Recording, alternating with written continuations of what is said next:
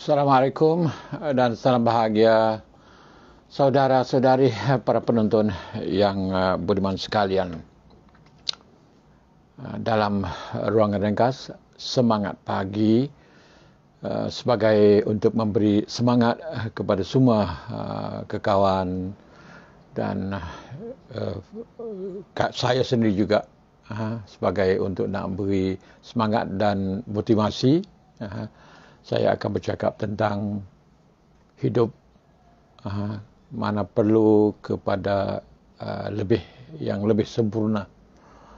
Sebenarnya kesempurnaan tidak ada dalam hidup, malah kesempurnaan dalam dunia ini tidak ada, kerana dalam dunia ini semuanya adalah nisbi, adalah relatif. Tidak ada baik 100%, tidak ada jahat 100%, tidak ada yang indah 100%, dan tidak ada yang buruk 100%. Itu hidup di dunia ini. Dengan itu, siapa yang bercita-cita untuk mendapat kesempurnaan dalam segala-galanya, tidak ada.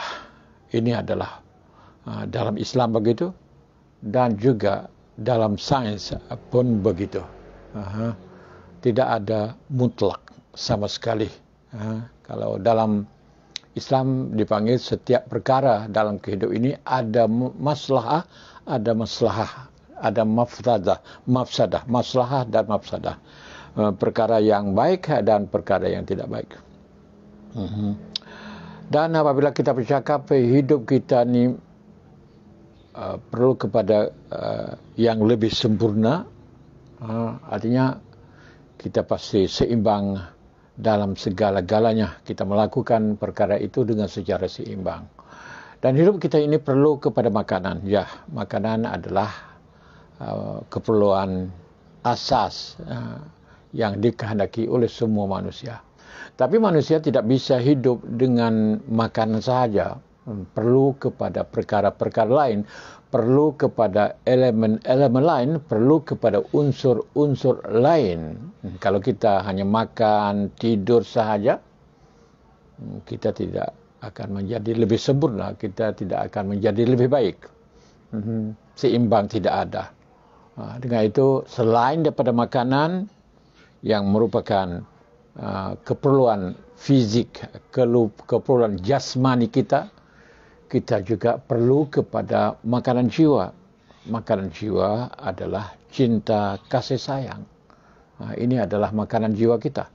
Kita perlu kepada cinta, bercinta dengan orang yang kita suka, berkasih sayang dengan semua. Malah kita harus cinta dan kasih sayang kepada semua. Ini makanan jiwa. Makanan jiwa juga adalah pemikiran. Kita pasti bangunkan pemikiran kita dengan sebaik-baiknya, yaitu untuk membangun pemikiran kita pasti pandai berfikir, dengan baik, dengan lebih sempurna. Untuk pandai berfikir ada beberapa cara. Pertama, mencari pengalaman, pengalaman baru. Ini perlu sama sekali. Jadi kalau kita tidak hidup mana kita tidak mencari pengalaman, kita hidup dengan takut lama sahaja, kita akan jadi masalah. Makanan jiwa kita akan terganggu. Dengan itu kita pasti mencari pengalaman baru setiap masa. Kalau bukan setiap hari pun, tapi pastilah seminggu sekali pasti mencari pengalaman baru.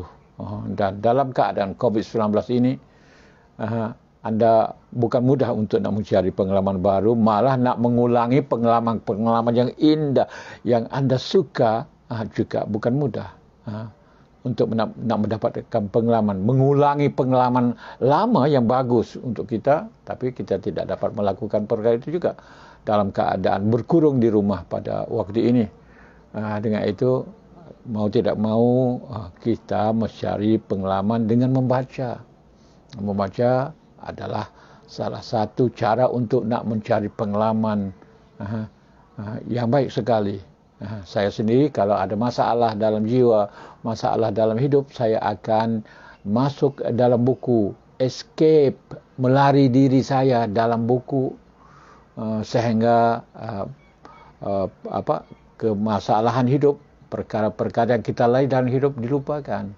Itu yang saya lakukan zaman dulu dan zaman sekarang pun. Kalau kita ada pikiran kita rasa ronsing, rasa bimbang, kita boleh melarikan diri kita, kita boleh escape diri kita ke dalam buku, dan insya-Allah terubat sakit jiwa, terubat rasa bingung, rasa runsing diri kita kalau kita membaca buku, dan juga boleh menonton video, menonton filem, menonton apa, itu juga adalah cara, mungkin bukanlah kita untuk nak mendapat pengalaman sangat, tapi untuk nak mendapatkan hiburan bagi melupakan permasalahan tertentu yang kita hadapi, ya. Itu adalah di antara cara kita untuk nak hidup secara lebih sempurna. Dan satu lagi pula, yaitu kita pasti bersosial, pasti bermasyarakat, kerana manusia itu adalah insan ibnul mujtama'. Manusia itu adalah produk masyarakat, adalah anak masyarakat, perlu kepada kemasyarakatan, perlu kepada bersosial. Dengan itu kita harus kikis, anani, kita harus kikis ego duduk seorang sahaja. Kalau memang kadang-kadang orang itu memang egonya terlalu kuat, anani, itu terlalu kuat, menyebabkan dia tidak nak kepada orang lain, tidak nak berkawan dengan jiran, berbalah dengan jiran, berbalah dengan ahli keluarga, dan tidak semasuk dengan semua orang. Ini orang sakit. Dengan itu kita harus lari, harus keluar daripada kepompong ego, kepompong anani, kepompong keakuan, menuju ke alam yang luas, yang alam yang begitu mana banyak, dengan pelbagai-bagai orang, pelbagai-bagai makhluk. Dengan itu kita kena bersosial, bermasyarakat dengan semua orang. Inilah di antara perkara-perkara yang membolehkan kita hidup lebih sempurna dalam keadaan relatif. Dalam keadaan nisbi ini kita boleh hidup secara lebih sempurna sekiranya kita tumpu kepada perkara-perkara yang saya sebut itu. Dan satu lagi juga, untuk kesempurnaan hidup kita, untuk menjadi lebih sempurna, selain daripada kita makan makanan fizikal, makan makanan jasmani, makan jiwa yang saya sebut tadi, termasuk pengalaman, termasuk pembacaan, menonton dan lain-lain, juga adalah olahraga. Olahraga juga menjadi salah satu faktor untuk kita hidup lebih sempurna. Kalau kita makan, kalau kita membaca, tapi tidak ada olahraga, tidak ada exercise, tidak ada senaman, hidup kita juga akan jadi masalah besar kepada kita. Karena manusia dijadikan oleh Allah perlu bergerak, perlu berolahraga, perlu berjalan, kadang-kadang perlu berlari. Kalau kita tidak lakukan perkara ini, hanya makan, minum, membaca, tapi tidak bergerak begitu banyak, maksudnya berjalan, berjogging atau berolahraga, maka hidup kita tidak akan menjadi lebih sempurna dan lebih baik. Sebab manusia ini dijadikan Tuhan sama dengan binatang juga, pasti bergerak, pasti berjalan. Sekurang-kurangnya kita berjalan lebih kurang 3,5 km satu hari, kira-kira 8.000 langkah berjalan secara biasa, 8.000 langkah atau 10.000. Ambillah 10.000 langkah lebih untuk menjadi manusia yang lebih sempurna, ya. Ataupun berjalan kira-kira 3,5 km satu hari. Ini untuk seimbang dengan makanan fizikal, dengan makanan jiwa yang saya sebut tadi. Kita perlu juga mengolah diri kita dengan olahraga supaya kita menjadi hidup kita lebih sempurna di dunia ini.